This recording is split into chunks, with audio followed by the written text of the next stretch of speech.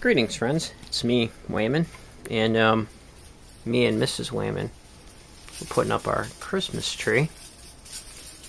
We didn't buy the Christmas tree local, and we should have. The needles are falling off it, but there's a cat checking out, though. So we're going through our boxes, and we're getting ready to put decorations on it. So while we were doing this whole thing, we had some pretty good conversations about Christmas and the symbolism that goes into all this stuff.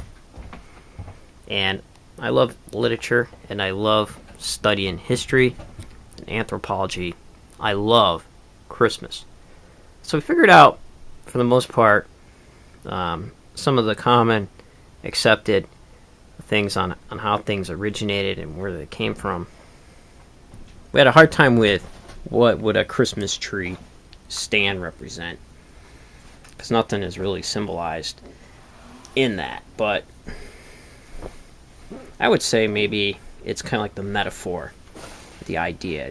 It holds everything up. So it's pretty surprising that Catholicism and other religious belief systems, especially in Christianity, like accept the Christmas tree. And so Mrs. Wayman is getting ready to hang some of her bulbs on the tree. Yep. So we have a lot of bulbs that people gave us over the years. So mainly They're mostly mine, the pretty ones.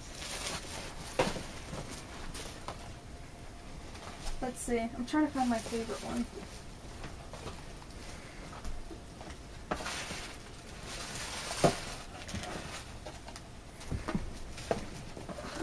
So while she's doing that, what I found out was it's pretty interesting that the whole idea of the celebration around Christmas time ended up being a Roman idea honoring the god Saturn, the festival of Saturn, which was started in 217 BCE.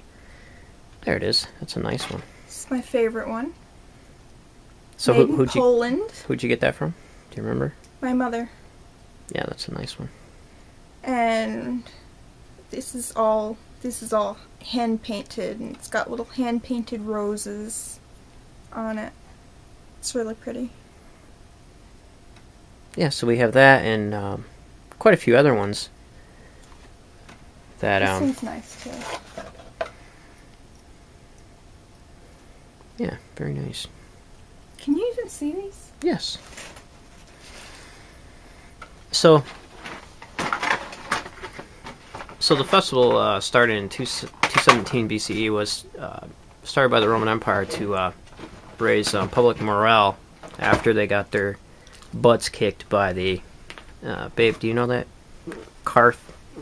Carthaginians. Carthaginians. Yeah. Wiped out almost a lot of the Roman army. And so then they threw a party. It's a festival ran from the December 17th to the 24th. Later, Augustus tried to shorten it to 3 days, but who wants to stop partying? So the tree, they say it comes from Germany, but there's probably a lot more attached to it than that. Like, especially the ideas out of the ancient Near East with the Asher poles. And an Asher pole existed in the Temple of Solomon up to the Reformation of Josiah. So, in Egyptian, it would be a palm tree. And there you see the idea of rebirth with, in some of the hieroglyph of the Egyptian giving milk from the mother tree. So here, this is the idea of green in the winter, rebirth, the whole cycle, dying, and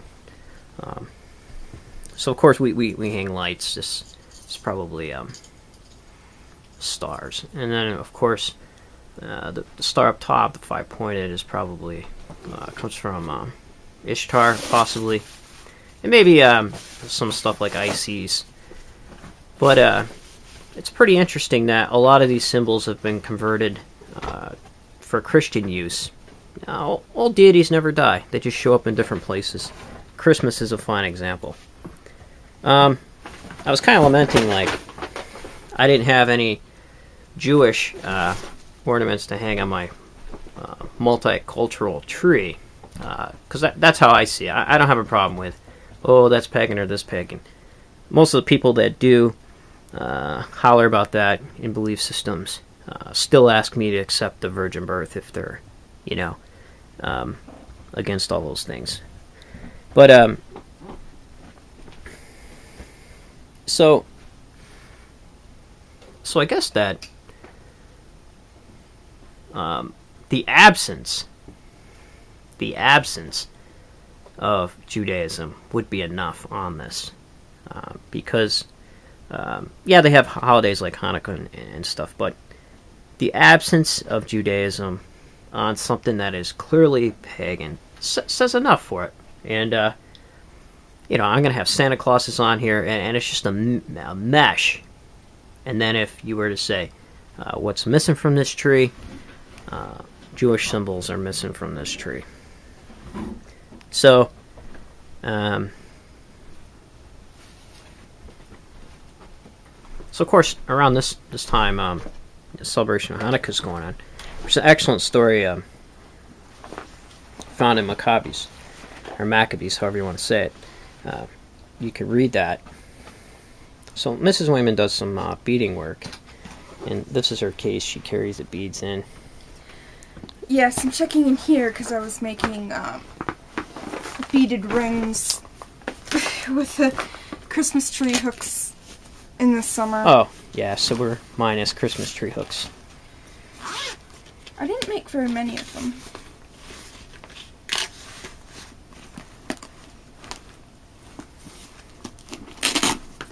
Anyway, it wasn't last summer, it was the summer before, and they all ended up back on the tree. The ones that I didn't make the hooks with. But, apparently we don't have them now. Oh, we'll have to get some. Maybe they're in a box somewhere. That's okay, I got some wire. Could make Christmas tree hooks.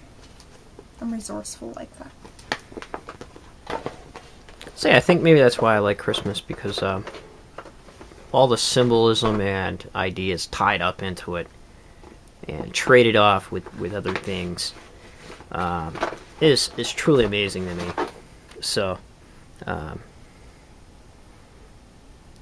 I love this time of year. I love doing this. I love the symbolism in Christmas, and it's not going to go away, because evangelicals will fight to keep my Christmas tree, and it's perfectly fine to keep Christ in Christmas. I don't have a problem with that at all. I think it's kind of humorous that people would fight so passionately over something clearly adapted from pagan origins. So excellent job, Jerry Falwell.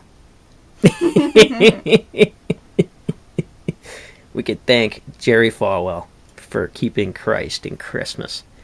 Do we have any manger scenes here? We had that little ornament.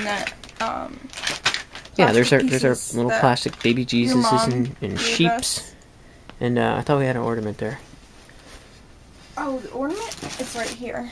Yes. This so is kind there of it is. heavy, That's going on the tree. This is the three wise men and the baby Jesus. That's kind of inaccurate, because the gift of the Magi, that whole idea came later. But it's all balled up into one now, which is pretty amazing.